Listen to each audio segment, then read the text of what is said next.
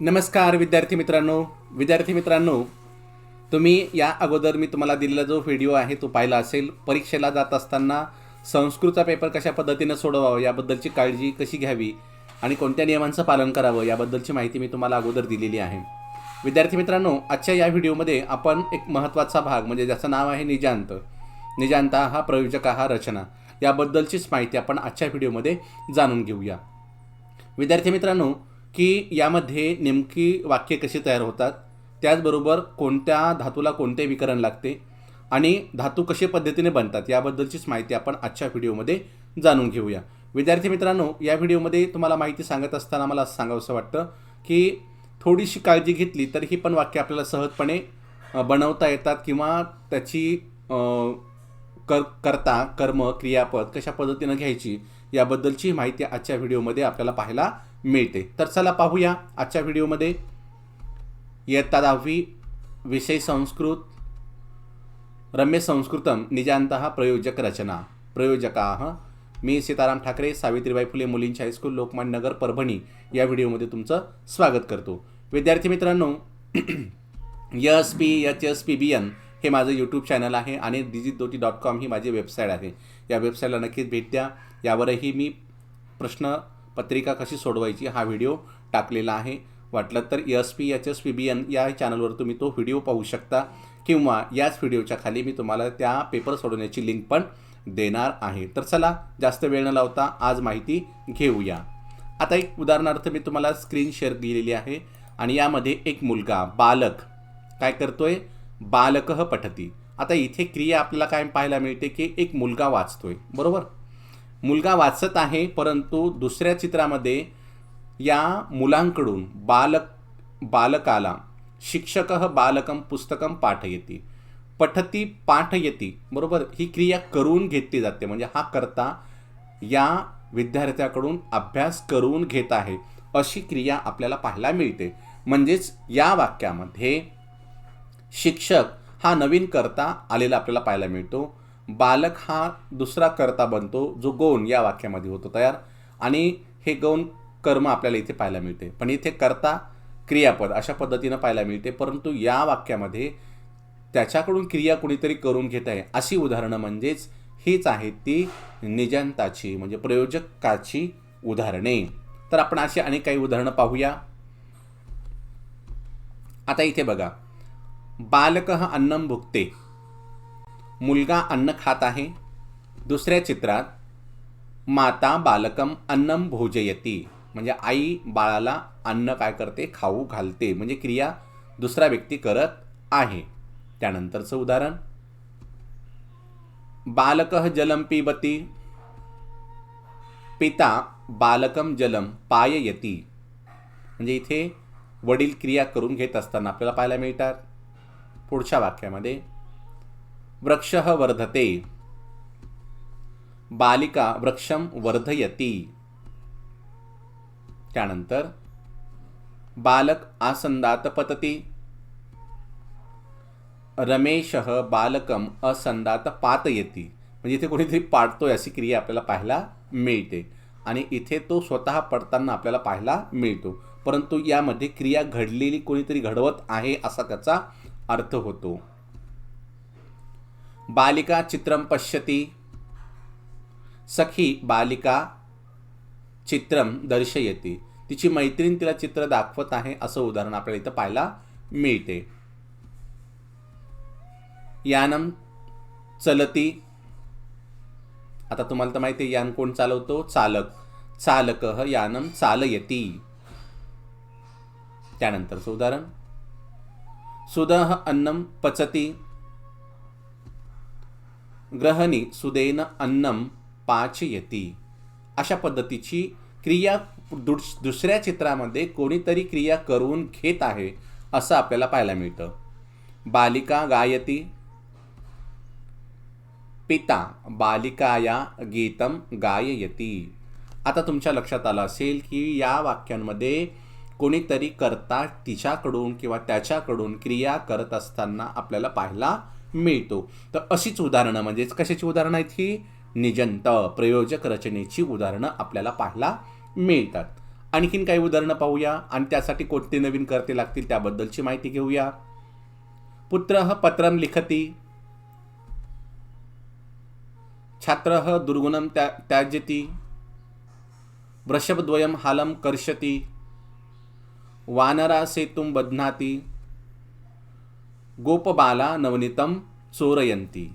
नवनीतम म्हणजे माहिती आहे ना तुम्हाला, त्याला आपण माखन असं म्हणतो, बरोबर आहे. बालगोपाला नवनीतम, नाही तर तुम्हाला समजेल नवनीत आपल्याला नवनीत मिळाले आणि तो चोरतायत. नवनीत चोरायचे आपल्याला काही कॉफ्या थोड्याच करायचे, आपल्याला अभ्यास करायचा, अभ्यास करून आपल्याला चांगले चांगले मार्क घ्यायचे. नवनीतचा अर्थ इथं संस्कृतमध्ये काय होतो, नाही तर तुम्हाला तर माहितीच आहे. नवनीत वाचायचं अपेक्षित, पाठ करायचं अपेक्षित आणि मार्क पण घ्यायचे अपेक्षित. मग असं अपेक्षित वाचण्यापेक्षा अशा पद्धतीची उदाहरणं जर तुम्ही सोडवली किंवा पाहिली तर तुम्हाला चांगले मार्क मिळू शकतात. चला आता मी काय करतो, याची आणखीन एक कर्ते घेऊन ही वाक्य बनवतो. तातः पुत्रेण पत्रं लेखयति, लिखति लेखयति. शिक्षकः छात्रेण दुर्गुणं त्याजयति, त्याज्यति त्याजयति. कर्ता इकडे दोन घेतले, तात शिक्षक. पुन्हा आणखीन कृषकः वृषभद्वयं हालं कर्षयति. त्यानंतर श्रीराम वानरेहि सेतुं बध्नयति.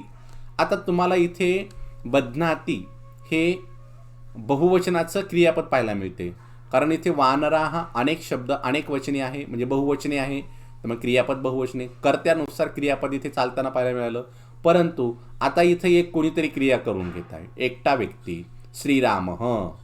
श्रीराम वानरेहि सेतुं बध्नयति, म्हणजे यांच्याबद्दलच हे क्रियापद आपल्याला पाहायला मिळतं. तसंच हे पुढचं पण वाक्य आहे. श्रीकृष्ण बालगोपालेहि नवनीतं चोरयति. इथं चोरयंती होतं, इथं चोरयती आहे, कारण कर्त्यानुसार क्रियापद बदललेलं आपल्याला इथे पाहायला मिळते. आणि मग ह्याच सूचना असतात की एखाद्या वेळेस आपल्याला इथं चोरयंती दिलं की आपण बी इकडे चोरयंती जर टाकलं तर आपलं वाक्य चुकते. तसं इथे बध्नाती बध्नयती आलं लक्षात, कारण इकडे कर्ता एकटाच आहे, अनेक कर्ते नाही आहेत. कोणीतरी क्रिया करून घेणारे हे एकवचनी असलेले कर्ते आपल्याला पाहायला मिळतात. मग आता आणखीन काही अशी उदाहरणं किंवा अशी क्रियापदे आपल्याला बनवता येतील का? आणि तुमच्याही लक्षात आलं असेल की हा कुठल्याही गणाचा असो. बघा आता लिख धातू 6व्या गणाचा, त्याज धातू 1ल्या गणाचा, कर्ष धातू 6व्या गणाचा, बद्ध धातू, चोर धातू 10व्या गणाचा. परंतु कुठल्याही गणाचा असो अयविकरण लावून ही क्रियापदे तयार होत असताना आपल्याला पाहायला मिळतात. दुसरी गोष्ट, ही क्रियापदे उभयपदी बनतात, म्हणजे परस्मैपदात पण चालतात आणि आत्मनेपदात पण चालतात. पण आपण काही ठिकाणी असं पाहिलं की जसं उदाहरणार्थ अपधातू असेल, शकधातू असेल, साध्य धातू असेल, हा 5व्या गणातले फक्त परस्मैपदी चालतात. परंतु ज्यावेळेस निजंतमध्ये येतात त्यावेळेस मात्र ते कसे होतात, उभयपदी होतात. म्हणजे लेखयति लेखयते, त्याजयति त्याजयते, कर्षयति कर्षयते, अशा ते पण प्रत्यय आत्मनेपदात पण हे जाऊ शकतात. आलं लक्षात? तर आणखीन काय असे आपल्याला बनवता येतील का, तर बघूया. इथे बघा आता काही उदाहरणं दिलेत शृंखला पूर्ण करण्यासाठी. स्था धातू स्थापयति स्थापयते. त्यानंतर दा धातू दापयति दापयते. त्यानंतर माप धातू मापयति मा धातू मापयति मापयते. ज्ञा धातू ज्ञापयति ज्ञापयते. या धातू यापयति यापयते. दुसऱ्या गणाचा पा धातू पालयति पालयते. पा धातू दुसऱ्या गणा पहिल्या गणाचा पाययति पाययते. गै धातू गापयते. धै धातू ध्यापयति. नि धातू नययति. श्रु धातू श्रावयति. आता ते मी म्हणलं तुम्हाला आत्मनेपदात पण चालतात ते आणि परस्मैपदात पण चालतात, म्हणजे उभयपदी बनतात. त्याच्यानंतर भू भावयति भावयते. कृ धातूचं करयति करयते. मृ धातूचं मारयति मारयते. वृ धातूचं वारयति वारयते. तृ धातूचं तारयति तारयते. स्मृ धातूचं स्मारयति स्मारयते. त्याच्यानंतर धृ धातूचं धारयति धारयते. गम धातूचं गमयति गमयते. खाद धातूचं खादयती, खादयते. आता ते मी म्हणणार नाही, तुम्हाला लक्षात आलं मी कशा पद्धतीने चालवतो. तर आता मी फक्त एकच रूप म्हणेन. भक्षयती, धावयती, नमयती, वाचयती, पाठयती, वदती, वदयती, हासयती, मानयती, लेखयती, प्रवेशयती, शेचयती, वेदयती. आलं लक्षात? आता ते तुम्ही म्हणू शकता, तुम्ही रूपे लिहू शकता किंवा तुम्ही वहीवर हे उतरून घेऊ शकता.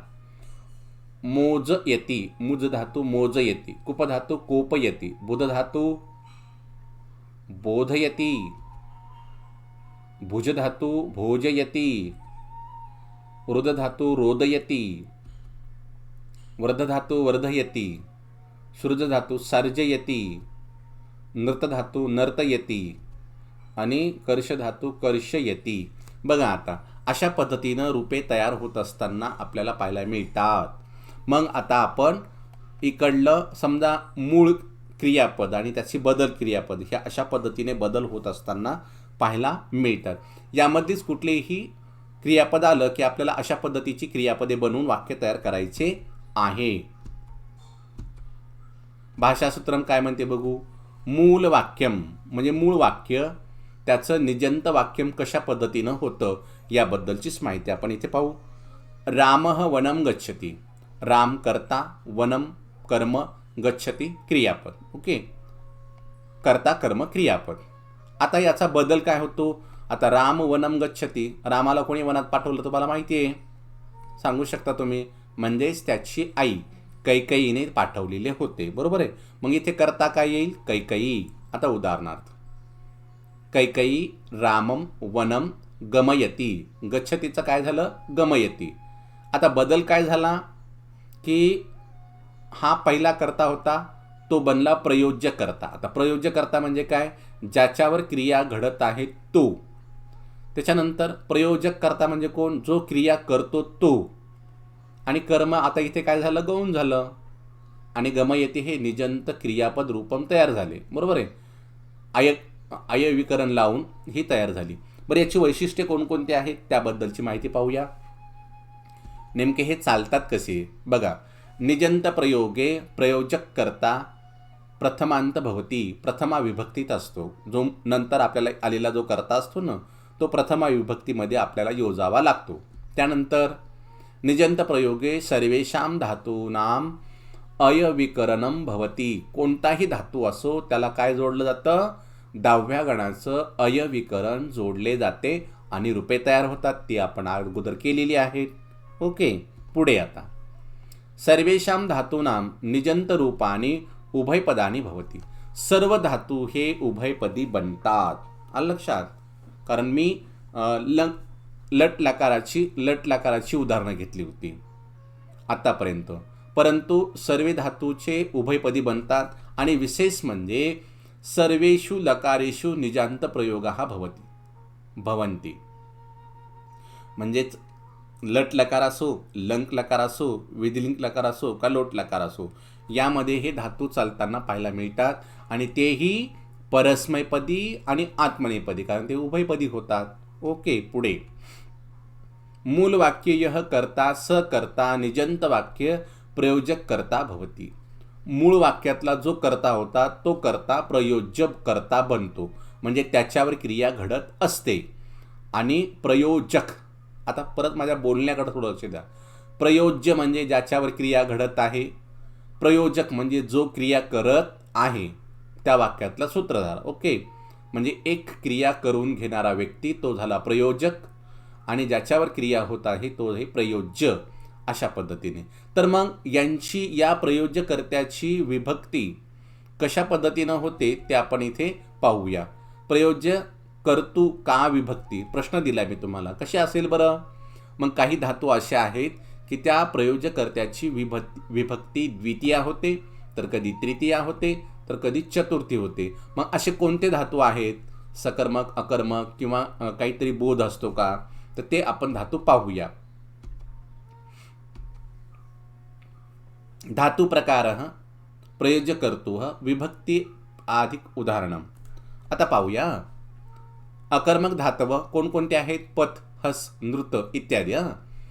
त्याला अपेक्षा काय आहे? द्वितीयेची. मिहिरः आदित्यम, आता ही झाली द्वितीया. पातयती. बरं, असं काही आहेत का? असे काही गत्यर्थक ज्ञान, आध्यात्मक, सेवनात्मक, शब्दकर्मात्मक असे काही जर असतील, उदाहरणार्थ कोणते धातू? ते जाण्यासाठी गम वापरतो. गम गच्छ. या, पठ म्हणजे शिक्षणासाठी वापरतो. बुध, त्याच्यानंतर ज्ञा, अधिकी, विद, शिक्ष, भुज, पा, पिब हे दोन्ही एकत्रित आहेत. अश, श्रु, स्मृ यांच्यासाठी सुद्धा द्वितीया होते. जसं उदाहरणार्थ वैद्य बालकम औषधम पाययति, शिक्षकः बालकं पाठं पाठयति, माता शिशुं प्रेमखागीतं श्रावयति. त्याच्यानंतर सकर्मक धातव लिख, दा, पच, रक्ष तृतीयेची अपेक्षा आहे. धनिकः स्वपुत्रेण भिक्षुकाय धनं दापयति. त्याच्यानंतर नि, नय, वह, खाद या धातूंसाठी तृतीया. स्वामी गर्दभेन भारम वाहयति. कृ आणि ह धातूसाठी, ह्य धातूसाठी शिक्षक छात्रैः वृक्षारोपणं कारयति. दृश्यधातू द्वितीया, चतुर्थी. कौशल्या रामाय, चंद्र दर्शयति. अशा पद्धतीने यांची रूपे तयार होतात. आणि कधी द्वितीया तर कधी तृतीया, तर कोणत्या धातूला कोणती रूपे तयार होतात हे आपण इथे पाहिलेलं आहे. आणि ती विभक्ती आपण योजिलेली आहे आणि वाक्य पूर्ण केलेली आहेत. अशाच पद्धतीने वाक्य पूर्ण करावी लागतात. आता पाहूया. जिज्ञासत्रम जिजंत कुरुत. करा बरं. आता याचं निजंत काय होईल? म्हणजे प्रयोजक रचना करा. प्रभजनः हे त्याचं कर्ता आहे. प्रभजनः वृक्षं पातयते. मी आताच सांगितलं होतं की उभयपदी बनतात, म्हणून हे पण उत्तर चालतं. तुम्ही असं जरी लिहिलं प्रभजनः वृक्षं पातयति कुठलं लिहिलं? तसं काही नाही. उत्तर दोन्हीचं हे दोन्ही पण बरोबर आहेत. छात्रः प्रविशति रक्षकः छात्रं प्रवेशयते. अर्जुनः शस्त्रविद्याम् अधीते. द्रोणाचार्य, कर्ता द्रोणाचार्य दिला. द्रोणाचार्यः अर्जुनं शस्त्रविद्याम् अध्यापयते. यक्षः संदेशं नयति. यक्षमेघ संवाद या पाठातलं हे वाक्य आहे. हे जुन्या सिलेबसचे, पण आपल्याला एक उदाहरण म्हणून मी इथे घेतले. मेघः काय होईल मग? मेघः यक्षेन संदेशं नाययते. परत आणखीन काही उदाहरणे. अंधकारः नाशयति. सूर्य अंधकारं नाशयते. कृष्णः नवनीतं भुक्ते. यशोदा खाऊ घालते. काय? लोणी. लक्षात काय होते? यशोदा कृष्णं नवनीतं भोजयति. नवनीतमचा अर्थ मी अगोदर सांगितलाय तुम्हाला. भोजयति. आता आठवण करून द्यायला. नवनीत. मला लक्षात अभ्यासासाठी द्यायला आठवण करून. रसिकः काव्यं शृणोति. कविः रसिकां काव्यं श्रावयते. पुत्र पत्रं लिखति. पिता, मी अगोदर तात घेतला होता. पिता पुत्रेण पत्रं लेखयते. आता मी अशा पद्धतीचे वाक्य देतो. तुम्ही काय करायची? मूळ वाक्य तयार करायचे आहेत. करता येतील का बघा बरं. मी प्रयोजक रचनेची वाक्य देतो. बालकः सुखं फलं खादयति. काय होईल बरं? आता कोणता करता? बालक निघून जाईल याच्यामधलं. शुकः फलं खादति. व्यास गणेशेन महाभारतं लेखयति. गणेशः महाभारतं लिखति. आरक्षकः चालकं नियमं ज्ञापयति. चालकः नियमं जानाति. शृगालः मृगं क्षेत्रं दर्शयति. कोल्ह्याने हरणाला शेती दाखवली किंवा शेत दाखवले.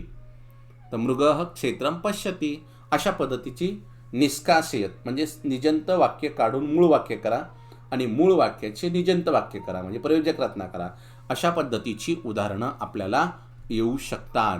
तर विद्यार्थी मित्रांनो, हा व्हिडिओ तुम्हाला आवडला असेल तर नक्की शेअर करा, कमेंट करा आणि लाईकसुद्धा करा. आणि विशेषमध्ये अभ्यास करायला विसरू नका. काही शंका आली तर नक्कीच मला कमेंट बॉक्समध्ये सांगा. चला भेटूया तोपर्यंत, पुढच्या व्हिडिओ येईपर्यंत. तोपर्यंत नमस्कार.